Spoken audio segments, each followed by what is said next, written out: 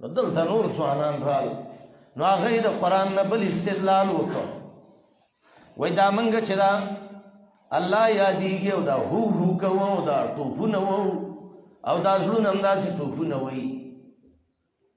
هم صحیح مؤمنان یو الله ویل چې وجلت قلوبهم او د وجلت معنی کوي په تحرکت سا زړې ټوپونه شروع کی تحرکت قلوبهم زړې څه وکړي ټوپونه شروع کی ګوره قرآن کې راغلي دي دی وجد نه مني بل شی نه مني قرآن کې راغلي دي کله چې الله یاد شي نو دی زړونه ټوپونه وایي خو د دې یو الزامي جواب دی او یو تفصیلي جواب دی انشاءالله دواړه کوو الزامي جواب دا دی چې وایه زړه ښي سیټ ته دی او که چپ سیټ ته دی کتاب کې ویلي دي که نه جسم صنوبري مرکوز فی جانب الیسر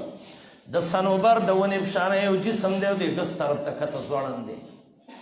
نو ځان ستا خو دا ښي طرف هم ټوپونه وایي او دا چپ یې وایي ستا زړه کوم خوا دی که نه تا دې منځ کې تړلی دی او دلته کې یو دوه لیټونه کړي دا هم ټوپ وایي او دا هم وایي داسې یو دا دویم دا دی چې صحیح ده که ته وایې چې زما دې طرف ته هم دی او دې طرف ته هم دی نو د سورت احزاب سبت څه کې ما جعل الله لرجل من قلبین فی جوفه یو ګېډه کې خو د زړونه نشي کېدی دویم دا دی راځم او تاسو ډاکټر له د زړونو ډاکټر له به ورشو ورته وبویو چې زړه دونه ټوپ شروع کړي آیا دا زړه ژوندی پاتې کېدی شي ته ولې نه مړ کېږي دا زموږ یو ملګری و ښایسته نوم یې دی اسرافیل نوم یې و الله دې ژوندی ساتي هغه وایي زم دې څیز کې ومه وایي د دې موږ له پوره پریکټس به راکوو چې دا پلی دي دا به داسې دغه کې داسې داسې ما ته یو ډېره ښه طریقه ښودلې وه بیا یو ځای کې زما یو بریلي سره مناظره وه باسو ما ته وایي ته دا زړه داسې وخوځوه ما ته وایي ته یې وخوځوه وایي زه یې خوځوم ما دې وخوځوه ټوپونه یې شروع کړه ما دې اوس لږ صبر وکړه واړوه دا لاسونه شاته شاته یې ما کلک ونیول ما دې اوس یې وخوځوه ځه وایي تار الله ما دې زړه خو مې نه نیولی لاس مې نه نیولی که دا پلی دي دا ته له شاته ونیو زه ډېرې بیا وخوځئ ښه ما ته وایي قرآن کې راغلي دي چې وجلت قلوبهم زړونو باندې څه راشي وجل یې په زړه راغلی وجل معنی څه ده زړه یې ټوپونه وایي تفصیلي جواب د دې دا دی چې که چېرته د وجلت معنی دا شي چې زړه یې ټوپونه وایي نو بیا د ابراهیم علیه السلام قصه کې به څه کې چې هغه ملایکو له راله ویلې انا منکم وجلون زمونږ د زړونو ذکر شروع کړه دا معنی ای ملایکو تاسې رالی او چې رالی نو انا منکم وجلون شکر دی زمونږ زړونو ذکر شروع کړه دا معنی دی نو که دا معنی خو بیا د زړه د ذکر د شریعت منع کړې ده ځکه ملایکو ته وایي لا توجل چې د زړه دا ذکر بیا ونه کړي نو هلته معنی وکړه بیا دلته به څه معنی کوو که ته هلته معنی کې چې انا منکم وجلون موږ باندې د زړه ذکر راغی نو خو الله منې کړی دی چې لا توجل چې دا شی نور ونه کړي بس جواب وکړه دی کې موږ هم جواب وکړو بل دا دی چې لغت کې وګوره د وجله معنی په حرکت سره دا په لغت کې کوم عالم کړی ده وایي تاسې ووایئ چې چا پې رد کړی دی شاه عبدالعزیز رحمه الله فتح العزیز کې د دې آیات د لاندې لیکي وایي آن کس کے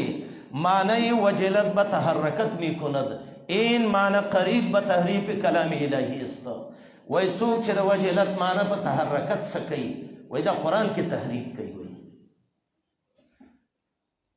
دی به جومات کې ورو په ګډېدو شي او تاوېدو باندې به شي قرطبي لیکلي دي وی عروه رضی الله عنه اسما ته ویلې چې نیا بازار کې څه سوپین دي او په هغې باندې الله یادوي او څه وجد پرې راځي وی هغې ورته ویله چې بچنګۍ اولئک اخوان الشیاطین دا شیطانان ورونه دي ګورې د نبي سلم طالبان به داسې ناستو که مرغه به په سر کې ناستلی وې نو دا احساس یې اړو نشه کولی چې دا ګټه ده که د انسان دی ټوپونه یې نه دي ویلي دی به زر ووایي بیا قرطبي او ناشنا علاج ذکر کړی دی هغه هم ته ډېر تنګ و. الوسي دې خلکو باندې ډېر سخت رد کوي. 11مې صدۍ عالم دی الوسي حنفي روح الماني والا، سم د دې صوفیانو خلاف دی، چې بیخي وله ایستی دی. قرطبي وایي که دی رښتیا وجد پرې راځي نو زه به یې د دیوال سر ته وخېجم، بره به یې کښېنم او زه به ورته دغه نظم او شعر شروع کړم چې د هو په عاشقۍ کې د باندې دې بیا وجد راشي. یا دې راولېږي چې ته په پته پوه خدای ویني چې جومات کې قالینې او بروزې ښې برابرې دي او ماشاءالله سپنجونه هم خواره دي او ډوډۍ یې ډېره خوړلې ده، نور هم شته دی. اووه ټوپونه چې هضم شي د الله باندې. څوک د کرکټ میدان کې ورزش کوي او څوک یې د جومات کې کوي. دا قصې به دی کوي.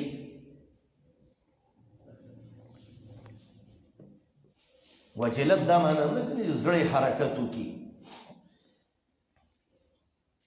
عبدالله ابن مسعود دی رضی الله عنه دی.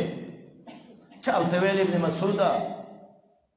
جومات کې سیبان را جمع شوي دي، د کجورو سړي یې چلي دي، کاڼي یې چلي دي او یسبحون ویحمدون ویکبرون. سبحان الله الحمدلله الله اکبر پې وایي او داسې یو شکل یې جوړ کړی دی او تاویږي ته. عبدالله ابن مسعود ویل که څه وی ته؟ وایي جومات کې دي. وایي کوم جومات کې دي؟ خو دا جومات دی. نو هغه ویل ته راځه. راغی چې وکتل دا شی نه ناست و، لمن جولۍ د ګټو ډکه کړه او ورته ویې ویلې من عرفني فقد عرفني، که مې پېژنئ پېژنئ به مې او پټ کار نه کوم. ومن لم یعرفني فانا ابن مسعود. که ما څوک نه پېژنئ نو زه وګوره ومې پېژنئ عبدالله ابن مسعود یم، ستاسې دشمنۍ نه هم نه یېرېږم. او بیا عبدالله ابن مسعود ورته وایي الله هم تباه و برباد کا، فهذه الاواني لم تقدر وهذه الاصواب لم تبلى. د محمد رسول الله سره چې په کومه کاسه کې ما ډوډۍ خوړلې وه خو دا ماته شوې نه ده، او چې کومو کپړو کې مې ورسه مونځ کړی خو لا زړې شوي نه دي. لقد جئتم ببدعة ظلما ووفقتم اصحاب رسول الله. تور بدعت باندې مراتګ وکړ او د نبي علیه السلام په مرګرو ځان لوی وګاڼه، هغه خو دا شی نه دی کړی او د ګټو باران یې پې شروع کړ. فما زال حتی اخرجوهم من المسجد، په منډو یې د جومات نه ویستل. دی وایي زمونږ فقه ابن مسعود ته رسېد. ابن مسعود ته په جومات کې په ګټو ایستلي وایي. شریعت کې دا طریقې امام محمد ابن حسن شیبانی چې هغه د فقه حنفي محرر دی، محرر د المذهب النعمان محمد ابن حسن شیبانی، هغه کتاب دی د مکتبه کې ما سشته سیر کبیر د امام محمد اول جز او غالبا 90 صفحه ده، تقریبا 8 کاله مخکې ما دا ځای کتلی و پکې. نو هلته امام محمد وایي دا کوم ذکر چې دا خلک کوي او د صوفیانو جوړ کړی دی او چې څه وجدونه په ځان راولېږي او تاوېدل را تاوېدلی دي، فهذا مما لا اصل له فی الشریعه. د دې شریعت کې اصل نشته دی او شریعت کې چې اصل نه وي هغې ته زندقیت وایي. دا څه د زنادقو طریقې دي جوړې کړي دي. راشه به اوس د دې جواب وکړي. امام محمد لرې کلی و دی خو تا ته هغه ویلي دا بې اصله کارونه دا خلک کوي. الله اذکار ذکر کړي دي. انشاءالله سوره بقره کې دا زویم چې اصل ذکر کې دا دی چې دا به پټي چغې به دې کې نه وي. ودون الجهر من القول ذکر رحمت ربک عبده زکریا واذا سالك عبادي عني فاني قريب اجيب دعوة الداعي اذا دعان اقريب ربنا فنناجيه ام بعيد فنناديه. صحیح حدیث راغلی دی کې